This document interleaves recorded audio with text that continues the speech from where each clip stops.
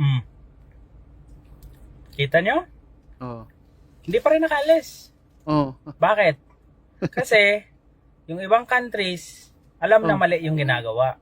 Countries. Oh, yan na siya. Ayaw Yan. padaanin yung eroplano nyo Oo. na nangingidnap kayo ng tao, Oh, yan ayaw padaanin sa airspace nila. 'Di ba? Winar na kayo, 'di ba? Kaya na-delete yung flight nyo. Tapos ngayon, pinipilit nyo, 'di ba? Sige. Oo. Sige. Oo. 'Di ba? Palaban na siya ngayon, no? Bakit ba, Horta? May question ako sa'yo. Sa statement mo, binasa ko ng 100 times. Inanalyze ko yung sinasabi mo. First of all, galit na galit ako.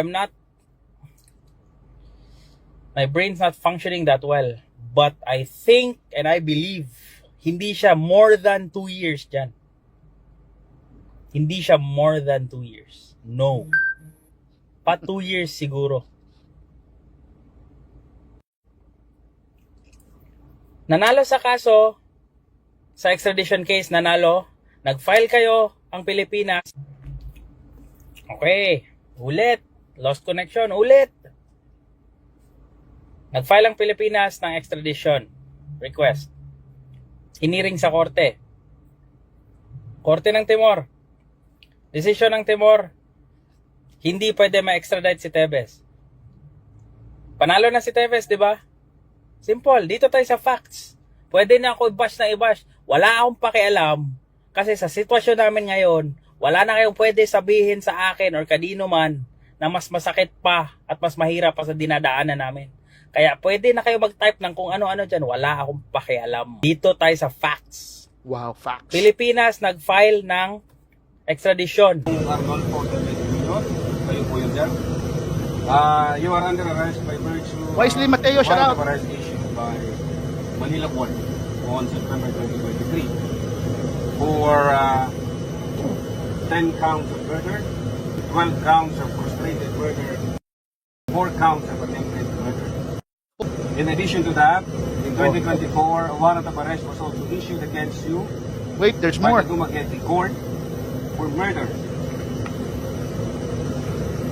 for illegal possession of explosive, for illegal possession of firearms, for the Terrorism Financing Prevention and Suppression Act. Ginoong Arnolfo Tevez Jr., kayo po ay may karapatan malaman ng iyong karapatan. At ito po ang mga sumusunod. Kayo ay may Rai karapatan TV, shout out. tumahimik. Ano man ang sasabihin mo ay maaaring gamitin sa iyo o laban sa iyo sa hukuman. Kayo ay may karapatan kumuha at umili ng abogado. Kung wala ho kayong kakayanan kumuha ng abogado, ibigyan mo kayo ng ating gobyerno. Naiintindihan niyo po ba yung mga karapatan na yun? Sir. Thank you po. Story short, sabi ng korte ng Timor-Leste, hindi pwede ma-extradite si Tevez. Talo na kayo, Pilipinas. Nag-file ulit kayo ng motion for reconsideration or MR. Hiniring ulit. Oh. Nag-decide ulit ang Timor. No, pabor kami kay Tevez. Hindi siya pwede ma-extradite. Ngayon, bawal na kayo mag-extradite. Walang warrant. Wala lahat ha. Wala lahat. Huwag nyong i-tweak yung story or kung ano-ano. Ako yung may video sa lahat. Ang dami kong video na hindi nilabas. Yung sabihin may present kayo or kung ano-ano dyan. Huwag nyo sabihin kayong mga Pinoy, huwag nyo sabihin wala kayong alam. Kasi mayroon akong alam since this morning. Nyo alam na alam ko. Super detailed. Ngayon. Oh. Sige. Ngayon. Oh, Saglit ano? ah.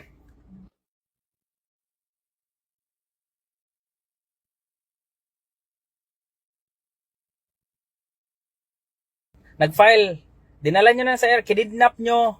Medyo nawala ako. Kidnap nyo yung tao. Bakit sinasabi kong kidnap? Kayong mga bashers na mga walang utak dyan. Bakit ko sinasabing kidnap? Kahit ano pa yung bintang sa tao, accusations ng tao, hindi mo pwede damputin lang yung tao kung saan man. kung sino man na wala kang ipipresent. Kailangan mo yan i-present. Kung wala kang present, considered yan kidnapping. Dinetain pa. Imagine kailan lang yun hinuli. The other night ng alas 8. Oh. Nakita niyo yung video today? Yung video today, yung damit and everything, pareho pa rin. Hindi nyo man lang binigyan ng damit, pinaligo at kung ano-ano pa. Ano yung pagka-humanitarian ng Timor dyan? Ngayon, nag-file ng habeas corpus. Oh. Naglabas na ng ano yung korte sa habeas corpus. Ano ginawa nyo? While waiting, pinasok nyo sa airport, diretso. 'Di ba? Wala pa yung eroplano, wala pa lahat, delayed pa lahat. Ang dami nyo pang problema. Pinasok nyo sa airport. Gusto nyo ilapad ka agad. Eh ngayon, kinarma na kayo, hindi makalapad yung eroplano nyo kasi hindi fit to fly yan, may problema. Oh, 'di ba? Kayong mga nanonood sa live, gamitin yung utak nyo. Kayong mga bashers. Oh, i-replay nyo to 1 million times yung video ko bago kayo mag-type sa mga keyboard nyo. Lahat kayo nagta-type, 80% ng mga bashers, paid fake accounts. Ngayon, kanina pa kayo nanonood ng live, bakit hindi makalipad? Oh, 'di ba? Kasi ang daming problema. 'Di ba? Tulad nito, si exposition, ginagatasan daw ng Timor. Sinasabi niya parang may alam siya. Hindi nga niya makagamit ng legit na account kasi alam niya mali siya. 'Di ba? Yan ang nga lang trabaho niya, troll sa Facebook kasi wala siyang matinong trabaho. 'Di ba? See? Ganyan yan. Use whatever shit you wanna talk. Say whatever shit you wanna talk. I don't give a fuck. Bayad, pera, this and that, this and that. Kung bayad-bayad lang, gamitin yung utak nyo, mga Pinoy kayo. Kung bayad-bayad lang, bakit pupunta pa kaming Timor? Wala namang mas lala pa sa Pilipino. Kung bayad-bayad lang gusto mo, kahit ano, pwede mo bayaran sa Pilipinas. Alam ng lahat yan na may pera, lalo ng mga politiko. Teka. Tanungin nyo mga... Sabi niya rito? Diba? Bayad, pera, this and that, this and that. Kung bayad-bayad lang, gamitin yung utak nyo, mga Pinoy kayo. Kung bayad-bayad lang, bakit pupunta pa kaming Timor? Wala namang mas lala pa sa Pilipino. Bayad-bayad lang gusto mo? Kahit ano, pwede mo bayaran sa Pilipinas. Alam ng lahat yan na may pera, lalo ng mga politiko. Tanungin nyo mga sarili nyo, kayong mga taxpayers. Sino ba mga pinakamayaman sa Pilipinas? Mga politiko? Oh. See? Pinagbibintangan pa yung tao, ang treatment ng lahat, guilty.